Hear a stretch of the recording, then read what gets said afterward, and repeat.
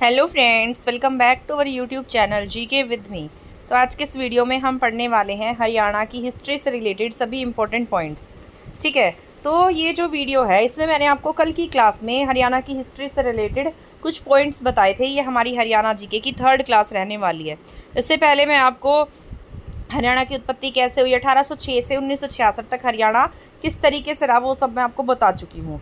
हरियाणा की हिस्ट्री से रिलेटेड बहुत सारे पॉइंट हम कल की क्लास में पढ़ चुके थे। शायद हमारी 1 घंटे के राउंड की क्लास थी जो मैंने कल आपको पढ़ाया था। मैंने इसमें हरियाणा की हिस्ट्री से रिलेटेड बहुत सारे टॉपिक्स आपको एक ही वीडियो में कवर करा दिए थे। यहाँ 1 मिनट रुकिए, हमने कहाँ तक पढ़ा था? भोजदेव का अभिलेख पढ़ लिए थे हमने। अभिलेख से आगे हमें पढ़ना था। ठीक है, 12 खड़ी का अभिलेख, ये सारा मैंने आपको पढ़ाया था, है ना। इसके बाद आज हमें पढ़ना है, ये भी पढ़ा दिया था मैंने, सिक्के और मुद्रांक के बारे में आज की हमारी ये वीडियो रहने वाली है। शायद मैंने ये चैप्टर भी आपको पढ़ा दिया था कि 200 ईसा पूर्व से जो 300 ईसा पूर्व है उसका इतिहास जो है वो सिक्कों पर आधारित था। उस समय क्या नहीं थी, कोई पुस्तकें नहीं लिखी गई थी। ठीक है, और 3 जगह से आहत सिक्के मिले थे जिस पर ठोक करके सिक्के बनाए गए थे। योद्धे जो थे वो कहाँ थे, मैंने आपको बताया था। योद्धे जो थे वो उसमें कार्तिकेय जो था वो क्या था, इनका मतलब एक विजेता के रूप में दिखाया गया कार्तिकेय को।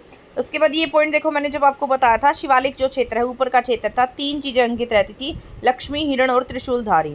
हिसार और अग्रोहा के टीले से उत्खनन में इंडो ग्रीक और पंचमार्क सिक्के प्राप्त हुए। तो ये सारा का सारा हम पढ़ चुके हैं। ठीक है, उसके बाद यहाँ से हमें पढ़ना स्टार्ट करना था प्राग ऐतिहासिक काल। ये भी पढ़ा दिया था मैंने कल की क्लास में। देखो ये सारा हमने पढ़ लिया था कि सीसवाल सभ्यता थी, मीठा थल था, है ना, थल, और क्या था, समुद्र। समुद्र का होता है, समुद्र होता है थल पर। राखी गढ़ी पढ़ा दिया था, हिसार में है, बनावली पढ़ा दिया था। ये सारा हम पढ़ चुके थे। अभी मुझे अच्छे से चेक करना दो कि हम कहाँ पर आए हैं, क्यों ये पुष्यभूति काल से पढ़ना है हमें। ठीक है, पीछे का हम सारा पढ़ चुके हैं। तो आज का हमारा जो टॉपिक रहेगा वो पुष्यभूति काल रहेगा, और उसके बाद जितना भी हमारा हिस्ट्री से रिलेटेड है, जितना भी इंपॉर्टेंट फैक्ट्स है वो सब हम इस वीडियो में पढ़ लेंगे। पुष्यभूति काल जो है ये क्या है, 6ठी शताब्दी में पुष्यभूति काल जो है, पुष्यभूति ने थानेसर में अपना राज्य जो है वो स्थापित किया। पुष्यभूति कौन थे, इन्होंने किसकी स्थापना की? वर्धन वंश की स्थापना की। पुष्यभूति कौन हुए, इन्होंने मतलब कहाँ पर अपना राज्य स्थापित किया है? थानेसर में। थानेसर का है आपका कुरुक्षेत्र में है। जो आज का कुरुक्षेत्र है उसे पहले पूरे को थानेसर के नाम से ही जाना जाता था। 6ठी शताब्दी में पुष्यभूति ने थानेसर में अपना राज्य स्थापित किया, यानी कि 500 प्लस जो है ईसा पूर्व में अपना जो शासन है वो स्थापित किया होगा, इसलिए इसको क्या कहा गया? 6ठी शताब्दी। ठीक है, 500 ईस्वी समथिंग लाइक में इसने अपना राज्य शुरू किया, और इसे हम एक आगे कहते हैं। तो ये कौन सी है? 6ठी शताब्दी है। जैसे मान लो आज कौन सी है? 21वीं शताब्दी है, लेकिन ईयर कौन सा है? 2000 प्लस वाला ईयर है ना, तो 1 साल पहले मानी जाती है। ये पुष्यभूति जो है इसमें 6 वर्धन वंश में 6 शासक हुए थे, जिसमें से नरवर्धन, राज्यवर्धन, आदित्यवर्धन, प्रभाकर वर्धन, राज्यवर्धन सेकंड तथा हर्षवर्धन 6 शासक हुए। इसके संस्थापक कौन थे? पुष्यभूति जो है इसके मतलब पुष्यभूति जो है इसकी राजधानी थानेसर हुआ करती थी। प्रभाकर वर्धन ने इस वंश की स्वतंत्रता का संस्थापक किसे बनाया? महाभट्टारक। मतलब जो स्वतंत्र संस्थापक है वो कौन था? प्रभाकर वर्धन था। इसे प्रभाकर वर्धन को 2 उपाधियां मिली हुई थी, एक थी राम भट्टारक और एक थी यहाँ पर परम भट्टारक और महाराजा अधिराज। आपसे पूछा जा सकता है एग्जाम में कि प्रभाकर वर्धन को कौन सी मतलब उपाधियों से सम्मानित किया गया था, तो आप क्या टिक करेंगे? परम भट्टारक और महाराजा अधिराज। 606 ईसा पूर्व में राज्यवर्धन की मृत्यु के बाद कौन शासक बन जाता है? हर्षवर्धन शासक बनता है। उसकी डेथ कब होती है? 605 में राज्यवर्धन की डेथ हो जाती है। ठीक है, ऐसा कहा जाता है कि जो राज्यवर्धन है इसकी डेथ पता कैसे हुई थी, मतलब कि इसकी बहन थी। ठीक है, तो इसकी बहन की शादी हो रखी थी, तो इसकी बहन की शादी थी हो गई थी, तो उसके शासन पर किसी ने कब्जा कर दिया था, या उसके जो हस्बैंड है उसको क्या किया था, किसी ने अपने अधीन में कर लिया था। तो उसके बाद क्या हुआ था? तो उसके बाद में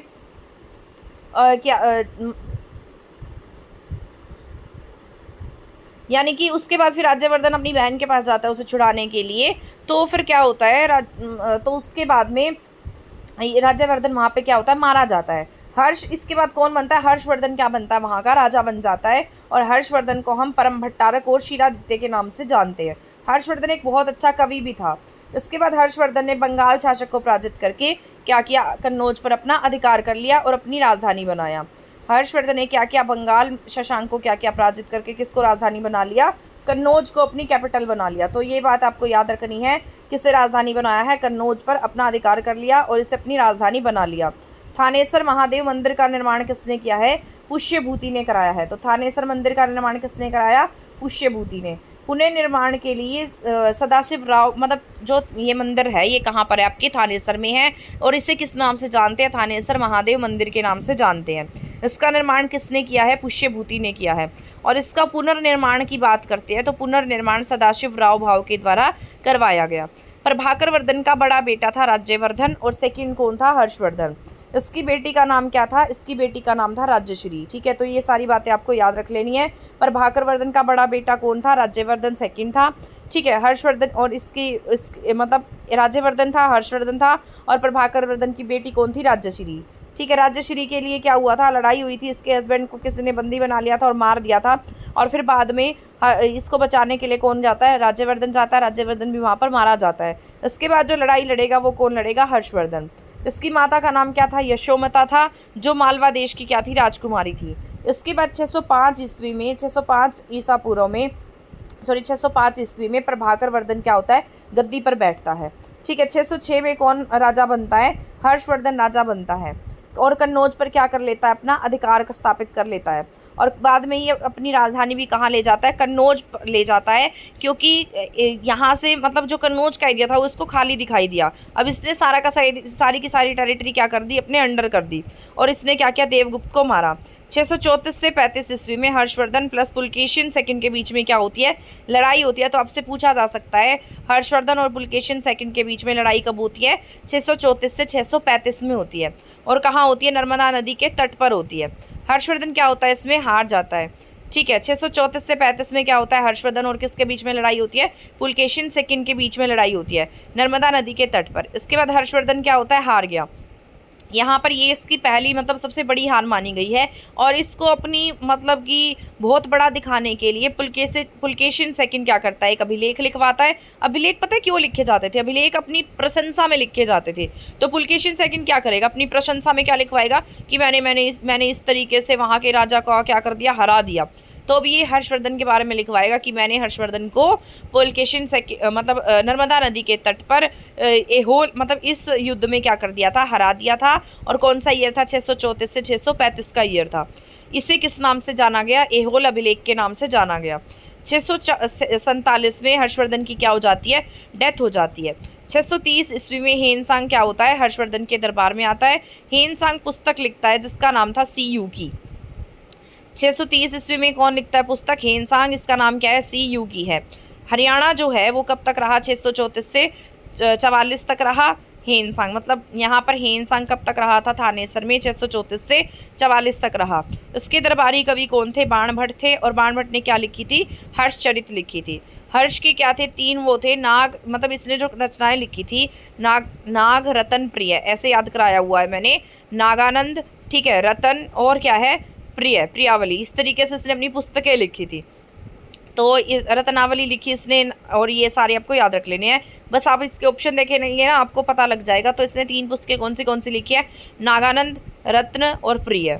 ठीक है, श्रीकंठ जनपद में हर्षवर्धन के समय में हर्षचरित में हरियाणा को किस नाम से संबोधित किया गया, श्रीकंठ जनपद के नाम से संबोधित किया गया है, श्रीकंठ जनपद लिखा गया है। ये सारा मैंने आपको कल की क्लास में पढ़ाया भी था, है ना। मैंने आपको बताया था ना कि किसको किस नाम से जानते हैं, तो आपको ये पता होना चाहिए। इसके बाद कौन आते हैं, तोमर आते हैं। हरियाणा में हर्षवर्धन के बाद में किसका शासन स्थापित होता है, तोमरों का शासन स्थापित होता है। ठीक है, तो पेहोवा के शिलालेख से तोमर वंश की क्या मिलती है, जानकारी मिलती है।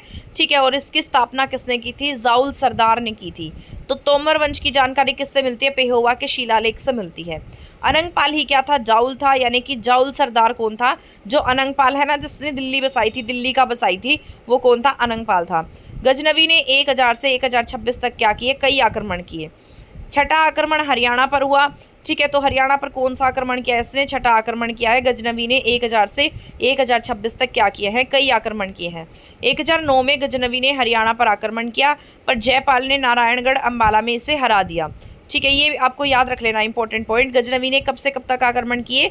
1000 से 1026 तक कई आक्रमण किए हैं। छठा आक्रमण कहाँ किया इसने? हरियाणा पर किया।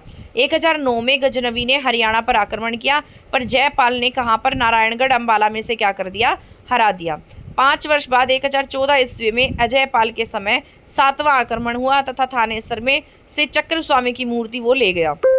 तो यहाँ पे क्या आएगा? 5 वर्ष बाद 1014 ईस्वी में अजयपाल के समय 7वां आक्रमण किया तथा थानेसर से किसकी मूर्ति ले गया? वो चक्र स्वामी की मूर्ति ले गया। आपसे ये पूछा जा सकता है कि चक्र स्वामी की मूर्ति किस धातु की बनी हुई थी? तो ये किसकी थी? तांबे की बनी हुई थी।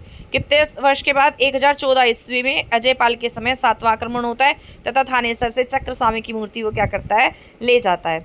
गजनवी का पुत्र कौन होता है? मसूद होता है। और 1034 में क्या होता है? हांसी के निकट पराजित होता है। ठीक है, गजनवी का पुत्र कौन है? मसूद है। और कहाँ पर पराजित हो जाता है ये?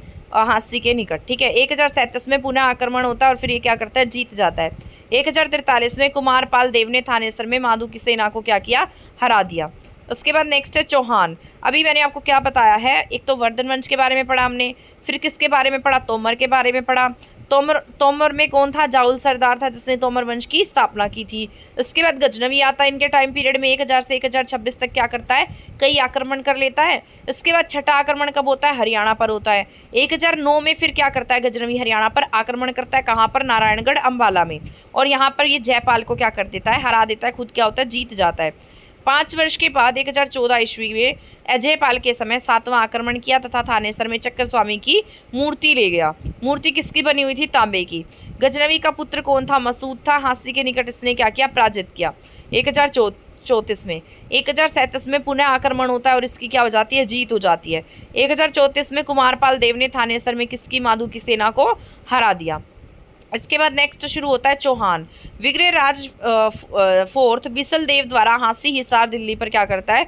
अधिकार करता है। भदानको का अंत कौन करता है? पृथ्वीराज थर्ड ने किया। वर्तमान में महेंद्रगढ़ गुड़गांव क्या है इसके?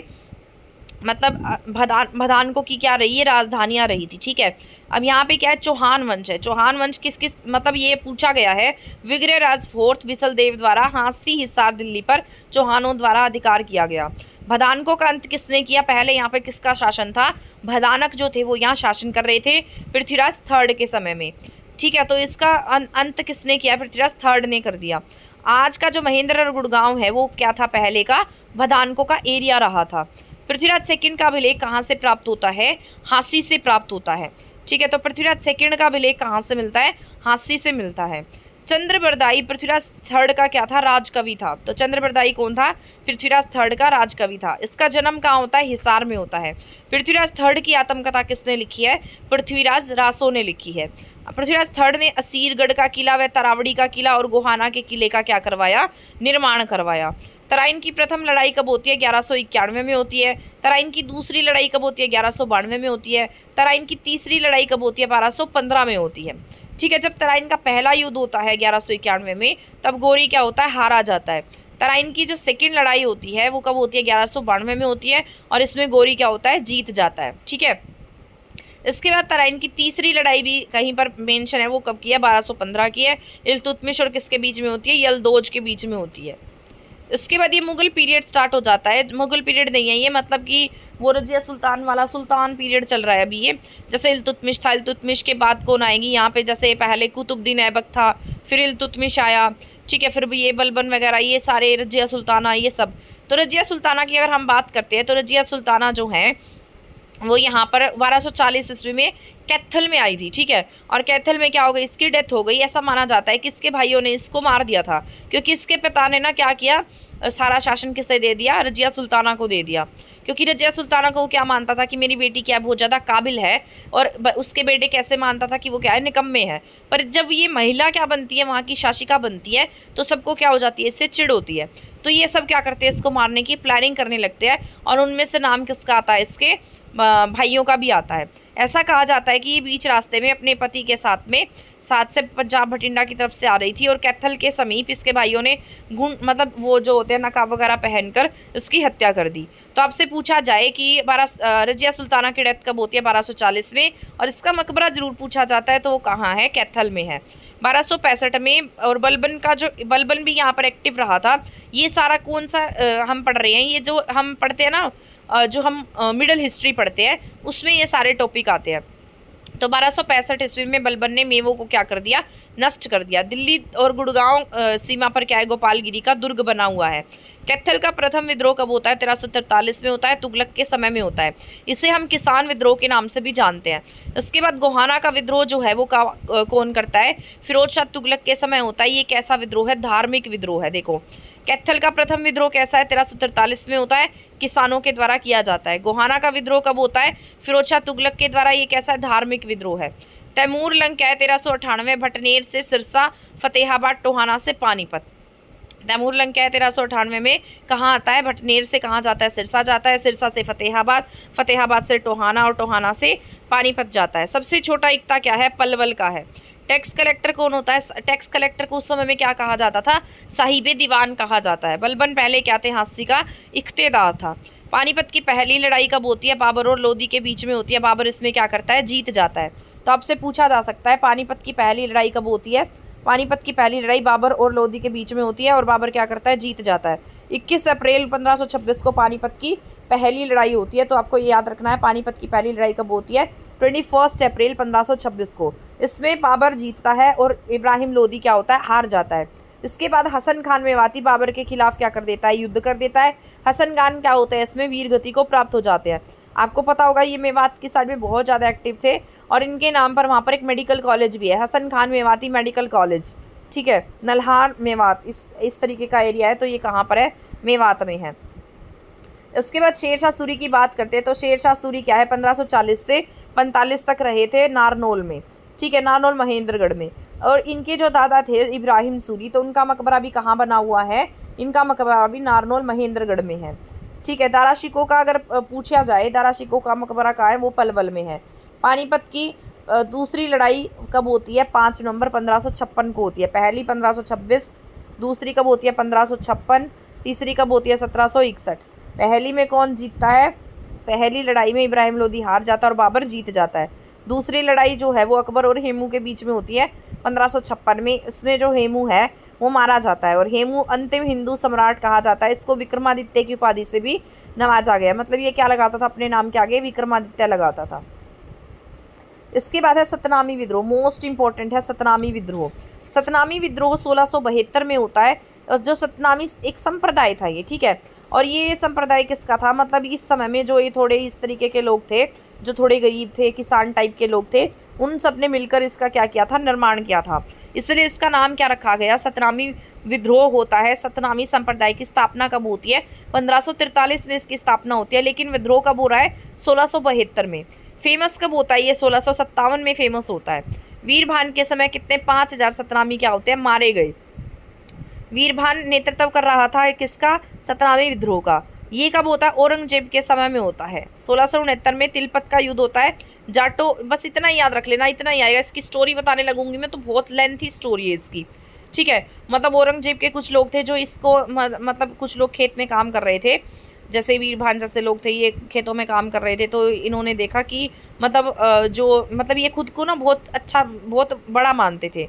जो वीरभान के समय में जो सतनामी संप्रदाय के लोग थे, ये किसी से भी डरते नहीं थे। तो औरंगजेब के कुछ लोग आ रहे थे, तो औरंगजेब के कुछ लोगों ने इनको कुछ मारा और इनका सामान छीन लिया।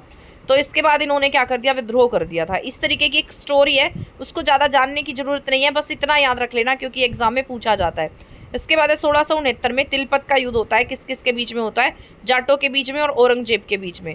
इसमें गोकुला जाट क्या हुआ, मारा गया। 1739 में करनाल का युद्ध होता है और ये किस किस के बीच में हो जाता है, नादिर शाह के बीच और मोहम्मद शाह रंगीला के बीच में होता है। नादिर शाह कहाँ का है, ईरान का है। ये यहाँ से क्या ले गया, शाहजहाँ के समय में मयूर सिंहासन बना था और उसके पास टाइम पीरियड में ही क्या था, कोहिनूर हीरा था। तो ये यहाँ से क्या ले जाता है, नादिर शाह मयूर सिंहासन भी ले जाता है और कोहिनूर हीरा भी अपने साथ ले जाता है। 1803 में ब्रिटिश ईस्ट इंडिया कंपनी और जो हमारे हरियाणा के लोग थे उनके बीच में क्या होती है, मतलब हरियाणा में ये गांव था सूरजीअंजन गांव, ये कहाँ पर था, महाराष्ट्र में था। पानीपत की लड़ाई के बीच में ही क्या होती है, इस गांव की संधि होती है और इस संधि के तहत सूरजीअंजन गांव जो है किसके अंडर आ जाता है, BEIC के अंडर आ जाता है। ऐसा इसलिए होता है क्योंकि BEIC क्या करती थी, लड़ाइयाँ कहीं करती थी और एरिया कहीं का ले लेती थी, ठीक है। इसीलिए क्या होता है, मतलब यहाँ पर इस तरीके से लड़ाई होती है और सूरजीअंजन गांव की संधि होती है। आपसे बस यही पूछा जाएगा सूरजीअंजन गांव की संधि जो है वो कौन से ईयर में हुई थी, तो आप क्या कहेंगे 1803 में हुई थी। 14 जनवरी 1761 को पानीपत की तीसरी लड़ाई होती है और इसमें अहमद शाह अब्दाली और मराठों के बीच में होती है। वर्षा आधारित खेती को क्या कहा जाता है, बारानी कहा जाता है और सिंचाई आधारित खेती को क्या कहा जाता है, चाही कहा जाता है। जॉर्ज थॉमस जो थे 1756 में आयरलैंड में क्या होता है, इनका जन्म होता है। 1782 में भारत मद्रास, ये क्या कहाँ पहुँचता है, भारत के मद्रास में पहुँचता है। इसमें प्रथम रियासत जो थी वो कहाँ की थी, टप्पल की रियासत थी। 1793 में इन्होंने क्या संभाला, मेवात संभाला। बाद में झज्जर और पटौदी, ठीक है। 1200 गांव अधिकार में आए। हाँसी को इसने क्या बना लिया, अपनी राजधानी बना लिया। सिक्का क्या है, सिक्का ए साहिब क्या चलाया इसने, सिक्का ए साहिब चलाया। इसके बाद 1801 में पैरो फ्रांसीसी के साथ में इसकी लड़ाई होती है और ये क्या होता है, वहाँ पर 1802 में मारा जाता है, ठीक है। कहाँ पर डेथ होती है इसकी, बहरामपुर में इसकी डेथ हो जाती है। क्या नाम है इसका, क्या पढ़ रहे थे हम, जॉर्ज थॉमस। जॉर्ज थॉमस के नाम की ना एक बहुत बड़ा जो है कोठी बनी हुई है, कहाँ, हिसार में। और इसको जो वहाँ के जो ग्रामीण लोग थे वो जॉर्ज थॉमस नहीं बोल पाते थे, इसलिए इसका नाम क्या रख दिया, जहाज, ठीक है। जॉर्ज को जहाज के नाम से बुलाते थे, इसलिए इसकी कोठी का नाम भी क्या है, जहाज कोठी, ठीक है। तो ये क्या था, 1756 में कहाँ पहुंचा था, आयरलैंड में इसका जन्म होता है। 1782 में कहाँ आता है, भारत के मद्रास में आता है। प्रथम रियासत टप्पल की जागीर मिलती है इसको, ठीक है। और जिस रानी के टेरिटरी में ये काम करता है उसने इसको क्या दी थी, इससे खुश होकर टप्पल की जागीर दी थी। 1793 में मेवात भी संभालता है, बाद में झज्जर और पटौदी पर भी अपना अधिकार स्थापित कर लेता है। 1200 गांव इसके अधिकार में आए थे। हाँसी को इसने अपनी राजधानी बना लिया था। सिक्का क्या है, सिक्का ए साहिब था। 1801 में पैरो फ्रांसीसी जो है इसके साथ लड़ाई में हार गया था। 22 अगस्त 1802 को क्या हो जाती है, डेथ हो जाती है। कहाँ पर होती है इसकी डेथ, बहरामपुर में होती है, ठीक है। तो ये सारे के सारे पॉइंट जो हैं ये आपको याद हो गए होंगे, जितने भी मैंने पॉइंट आपको बताए हैं, जितने पॉइंट भी मैंने आपको समझाए हैं, ठीक है। आई होप ये सारे पॉइंट आपको समझ में आ गए होंगे। जिसने इसकी पहले वाली वीडियो नहीं देखी है वो प्लीज़ ये पहले वाली वीडियो देख लेना, आपके लिए बहुत ज़्यादा ही यूज़फुल रहेगी, ठीक है। इससे ये एक प्लेलिस्ट मिल जाएगी आपको हरियाणा जीके 2025 के नाम से। अभी नोट्स मैं आपको प्रोवाइड कराऊंगी, शायद ऊपर आपको ये नंबर देखने को मिल जाएगा।